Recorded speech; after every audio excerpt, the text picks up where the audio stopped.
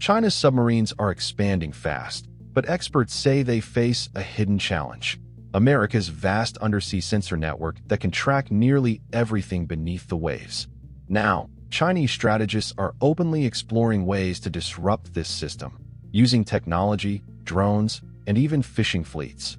In this video, we uncover how these bold ideas could change the balance of power under the oceans and why it matters. China's naval modernization has been headline-worthy for years, but behind the impressive numbers lies an uncomfortable truth: its submarines may not be as elusive as they appear. The People's Liberation Army Navy, PLAN, now operates around 65 submarines, with projections that the fleet will expand to 80 by 2035. Among these are 6 nuclear ballistic missile submarines, SSBNs, 6 nuclear attack submarines, SSNs, and a large force of diesel-electric boats, including 21 advanced Yuan-class models equipped with air-independent propulsion and anti-ship missiles. On paper, this looks formidable. Yet according to Chinese naval officers writing in the PLA's internal journal Military Art, these submarines are at risk the moment they leave port. They describe an integrated three-dimensional surveillance system operated by the United States and its allies, one that combines warships, aircraft, satellites, drones, undersea microphones, and towed arrays. At the heart of this network is the Integrated Undersea Surveillance System, IUSS, which deploys fixed arrays on the seabed, and the Surveillance Towed Array Sensor System, SURTASS, to monitor sound signatures across vast stretches of ocean. This extensive coverage mirrors the choke point strategy once used in the Cold War, when Soviet submarines faced the GIUK Gap, a gauntlet of sensors and patrols stretching between Greenland, Iceland, and the United Kingdom. In today's Indo-Pacific theater, Chinese officers fear a similar network is already restricting their access to vital sea lanes. The Military Art article admits the probability of detection is extremely high when planned submarines depart their bases, and remains significant even in the so-called near seas close to Chinese shores. Ryan Martinson, a professor at the U.S. Naval War College, highlights this as a devastating indictment of China's submarine force. Submarines are prized for their stealth and survivability, and if those traits cannot be guaranteed, their strategic value diminishes. For Beijing, this vulnerability undermines not only tactical operations, but also long-term deterrence.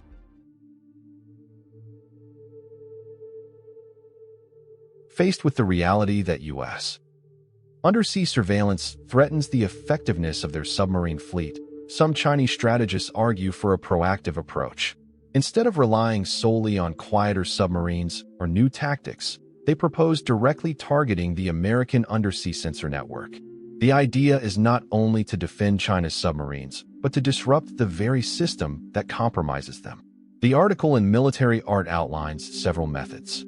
These include deploying unmanned undersea vehicles, UUVs, capable of locating and neutralizing fixed sensor arrays, as well as developing AI-enabled detection technologies that can scan for hidden U.S. assets using acoustic, magnetic, optical, and electronic signatures.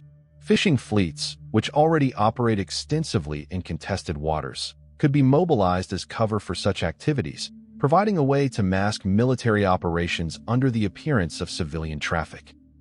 Other proposed measures involve cyber operations against command and control systems, which Chinese authors describe as the Achilles heel of the American network. If disrupted, the flow of sensor data to U.S. decision-makers could be slowed or interrupted, reducing the effectiveness of IUSS and SURTASS coverage. Additionally, undersea cables and sensor nodes are labeled as fragile and easily severed, suggesting that physical sabotage, whether through explosives or remotely operated vehicles, could be part of a wider campaign. Brian Clark, a researcher at the Hudson Institute and a former U.S. submarine officer, acknowledges that some of these tactics are feasible. He notes that SURTASS ships could be vulnerable at the outset of a conflict, and smaller nodes in the IUSS network might be disabled. However, he also emphasizes the challenges. Finding individual sensors spread across the seabed is a complex task, requiring precision and time. Moreover, diverting planned resources toward these missions would tie them down inside the first island chain, where they might be less useful than in open waters. Still, the thinking marks a clear evolution. For decades, China has invested in ways to disrupt U.S. networks across domains, from communications to satellites. Applying the same mindset underwater signals a broader doctrine. If an adversary's strength lies in integration and sensing, then dismantling that nervous system becomes the path to parity. If China successfully undermines the U.S. undersea sensor network, the consequences would be far-reaching. For one, planned submarines would gain a measure of survivability, allowing them to operate farther from home ports and complicate U.S. tracking efforts. A ballistic missile submarine, in particular, derives its deterrent value from remaining hidden. By eroding the transparency of the U.S. surveillance system, Beijing could make its nuclear deterrent more credible and its regional presence more difficult to counter. For the United States and its allies, however, the prospect of compromised undersea surveillance raises difficult questions. The IUSS and SURTASS systems are vast, but not invulnerable. Undersea cables are limited in number and fragile, and according to analysts like David Axe, only a handful of specialized cable repair ships exist worldwide, fewer than 10, that could fix such systems under duress. These ships themselves are soft targets, meaning even temporary disruptions might persist far longer than desired. Clark warns that the most realistic Chinese tactic may not even involve direct sabotage. Instead, he suggests that China could simply overwhelm the system by launching a large-scale submarine deployment prior to a crisis. With dozens of submarines entering the Pacific simultaneously, U.S. forces would be stretched too thin to track them all effectively. This approach would exploit the system's limits without requiring complex sabotage missions. The broader strategic picture resembles Cold War dynamics. Just as the Soviet Union struggled against NATO's sensor choke points in the Atlantic, China today sees the U.S. constructing a dragnet across the Western Pacific. Where America perceives a rising Chinese submarine threat, Beijing perceives an environment where navigational security is compromised by pervasive monitoring. The result is a mirror image anxiety. Each side fears being outmatched by the other's undersea advantage. For Washington, the lesson is clear. Undersea dominance cannot be taken for granted. Even if Chinese countermeasures remain mostly theoretical, their inclusion in internal military debates means they are shaping doctrine and influencing investments. For Beijing, the debate underscores how vulnerable its prized submarines remain and how much effort will be needed to challenge America's technological edge. You just saw a rare glimpse into a growing undersea chess match, where the stakes are not just submarines, but the networks that detect them.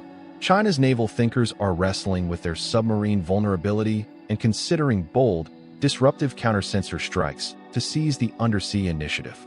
Whether they pull the trigger or we shore up our systems in time. These discussions underscore how crucial underwater dominance will be in shaping future conflict. If control of the seas depends today on who sees best under the waves, tomorrow it may depend on who can blind the other first. If you enjoyed this video, don't forget to like, share, and subscribe for more updates on space exploration and scientific discoveries, and don't forget to leave a comment below. Also, you can visit our website, spaceinews.com. Thank you for watching, and see you next time.